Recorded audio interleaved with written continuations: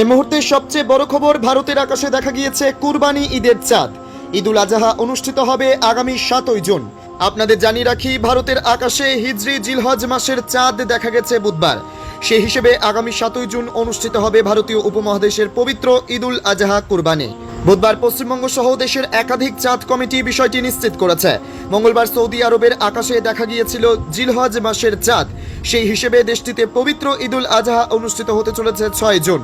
মুসলিম সমাজের অন্যতম প্রধান দুটি উৎসবের মধ্যে ঈদুল আজহা অন্যতম। পবিত্র ঈদুল ফিতরের চাঁদ ঈদের আগের সন্ধ্যার পর দেখা নির্ভর করলেও পবিত্র ঈদুল আজহার ক্ষেত্রে ব্যতিক্রমী। 10ই জিলহজ তারিখ পবিত্র ঈদুল আজহা অনুষ্ঠিত হয়। প্রায় 10 দিন আগে থেকেই চাঁদ দেখে নিশ্চিত হয়ে যায় উৎসবের দিন। আজকে প্রথম তারিখ হলে আগামী 7ই জুন শনিবার ইনশাল্লাহ ঈদুল আজহা হবে, আল্লাহ যদি চান। এবং এই খবরটা আপনাদের কাছে আমরা পাঠাচ্ছি লিখিতভাবে। যারা চাঁদ দেখেছেন বা কমিটি আছে তারা লিখিতভাবে তারা বিবৃতি দেবেন, এখান থেকে দিল্লি পর্যন্ত যাবে।